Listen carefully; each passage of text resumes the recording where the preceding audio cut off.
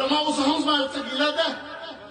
دا وخت کې د استنجا د مسایلو ضرورت نشته وکام ته دا وخت کې د هر چا اودس لمونځ صحیح سره نن ضرورت وقام ته د ظالم خلاف خبره کول دا د هر عالم فریضه ده او دا زما فریضه هم ده کوم عالم چې د حق خبره نه کوي د الله نبي وایي الساکت عن الحق فهو شیطان اخرس کوم لا چې د حق خبره نه کوي هغه ګونګی شیطان دی موږ ګونګی شیطانان د ځان اوسو جوړولی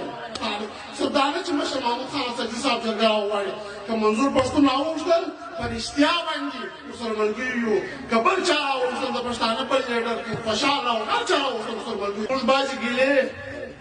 زموږ دلته بعضې ملګري بنۍ راغلي د پښتانه کام ذمه داران هم دي خبره اخري خبره کوم د پښتانه کام ذمه داران دي د پښتانه کام مشران دي که دعوت نه وي ورکول سوی دا زموږ کمزوري ده موږ دا کمزوري باید د ځانه لرې کړو که عالم دی که قومي مشر دی که زما سره جوړ دی که ناجوړ دی باید د پښتانه کام و جرګې ته راوغواړو د چړې وخت راغی بیا چې 50 واله نارې راته وکړې بیا به چاړه ستا پر غاړه ولوېږي نه که نه دی ډېره مننه زه یو بل مشر صفزاده مفتي عبدالله آغا ذاکري صاحب ته بلنه ورکوم چې هر چېرې دي را دي سي خپل تجاویز دي و دا جرګې ته وړایم عزالله آغا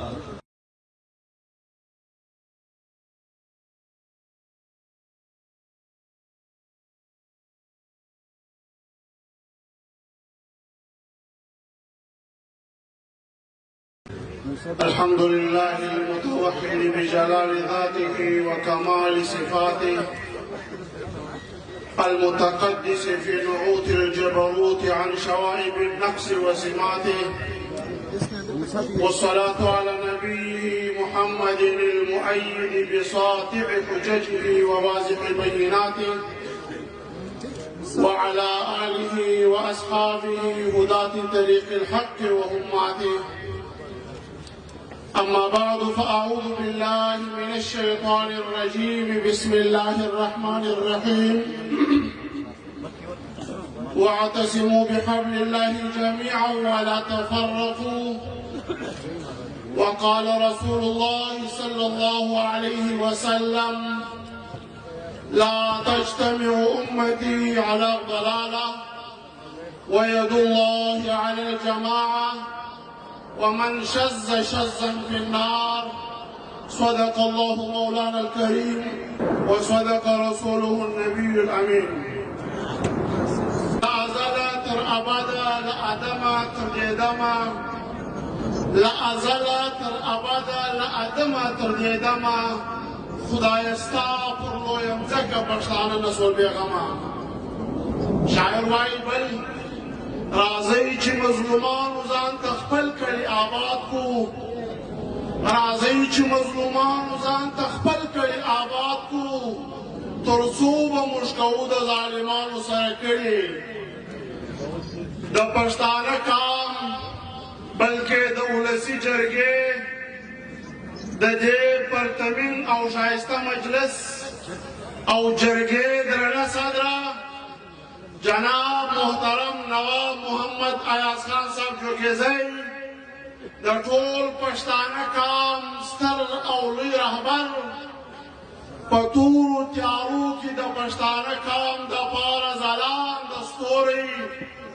جناب مشر محمود خان اچکزی صاحب د جرګې په تالار کې ناست د پښتانه کام د ټولو قومونو درنو مشرانو موږ چونکې د عمر هم کم یو تجاوز خو به هغه څوک پېښوي چې هغه ډېره تجربه لري الله جل شانه وایي تاسې ټول زما پر رسۍ باندې خپلې منګولې ژښې کړئ د الله نبي وایي مختصره کوم چې زما امت پر ضلالت او پر ګمراهي نه سره راجمع کېږي نن چې موږ دلته ناست یو موږ پر ضلالت پر ګمراهي نه یو سره راجمع او بله خبره چې زموږ خلکو ته بعضې علماو په زړه کې واچولې ده چې د قوم غږ کول دا ګمراهي ده. دغه خلک کوم چا چې دا خبره کول هغه په خپله ګمراه دی. موږ د نواب ایاز خان صاحب جوګیزي او د مشر محمود خان صاحب ډېر کورودانۍ او شکریه ادا کوو چې دوی د پښتانه قام یو لوی او ستره جرګه په داسې توره تیاره کې راوغوښتل. موږ به ټوله د ده شاه او د ده ملا مضبوطه کوو انشاءالله. دغه یې ده که نه ده کرب کول. اوله مطالبه زموږ د ریاست پاکستان د ذمهدارانو څخه ده. د الله نبي وایي حاکم رانقل کړی دی وایي من ولا شیئا من امر المسلمین فاغلق بابه دون حاجاتهم او اغلق الله بابه دون حاجاته يوم القيامه. ابن ماجه دا روایت رانقل کړی دی وایي که د مسلمانانو کار و یو چاته وسپارل شو، یو څوک د ملک د وطن سربراز و، د یو چا سره د مسلمانانو اختیار و، د مسلمانانو یو کار پکې دی او دوی و مسلمانانو ته خپلې دروازې بندې کړلې. لکه محترم رحیم آغا صاحب چې وویل الله جل شانه به په ورځ د قیامت د پاکستان پر ټولو حکمرانانو باندې خپلې دروازه بندوي. الله جل شانه به په ورځ د قیامت د خپل رحم او د کرم دروازه د پاکستان د حکمرانانو پر مخ بندوي. موږ حیران هم یو. موږ یعنې مطالبه وکړو د چا څه څه ووایو. پر پښتانه باندې نن داسې سخته ورځ ده. دا د علماو څخه هم زما یو څه ګیله ده. دا وخت کې د استنجا د مسایلو ضرورت نشته وقام ته. دا وخت کې د هر چا اودس لمونځ صحیح دی. باید د منبر د رسول الله دا د ظالم په خلاف استعمال کړي چې کله پر منبر باندې کښېنستې پکار دا ده چې د اوداسه مسایل مه بیانوه. اودس د هر چا زده دی، لمونځ د هر چا زده دی. نن ضرورت وقام ته د ظالم خلاف خبره کول دا د هر عالم فریضه ده او دا زما فریضه هم ده. کوم عالم چې د حق خبره نه کوي د الله نبي وایي الساکت عن الحق فهو شیطان اخرس. کوم لا چې د حق خبره نه کوي هغه ګونګی شیطان دی. موږ ګونګی شیطانان د ځان نسو جوړولی. دا جرګه به پرېکړه کوي، دا به ریاست ته لیکه کشوي.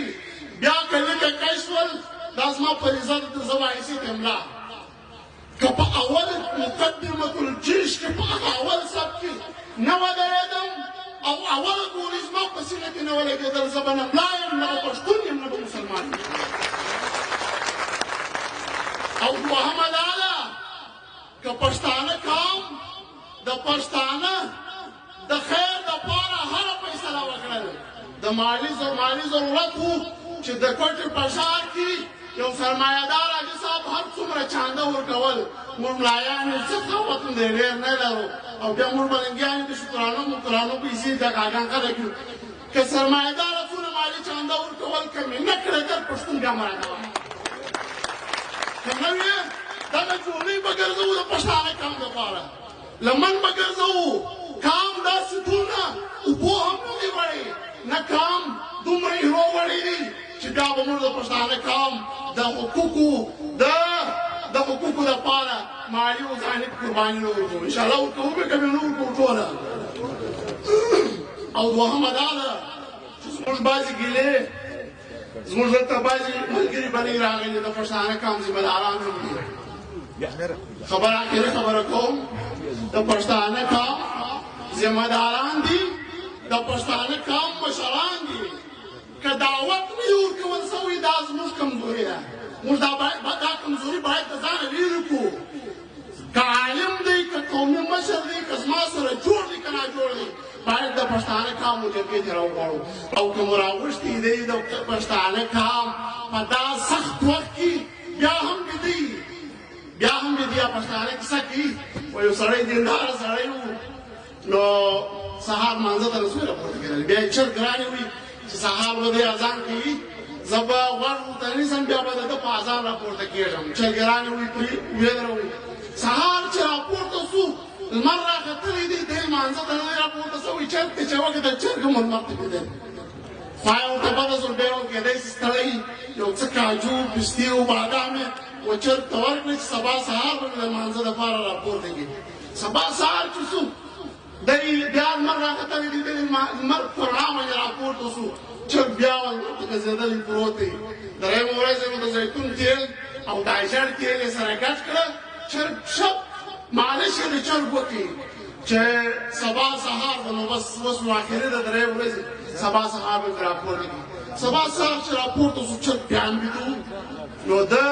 چاړه راواخیسته د چاړه چې د چرګ پر غاړه وکښېږدوه چرګ دلته ازانه مې جوړه کړه د قسم په الله کې دې پرېږدم چې قرآن د الحمد ستر والناس راته ختم کړي موږ د پښتانه قام هغه مشرانو ته وایو چې دې جرګې ته نه دي راغلي او دعوت هم ورکول سوی دی یا په دې سخت وخت کې بیده دي هغو ته وایو که د چړې وخت راغی بیا چې 50 واره نارې راته وایي بیا به چاړه ستا پر غاړه ولګېږي پوهېده که نه دی د څوک منې کې نه منې موږ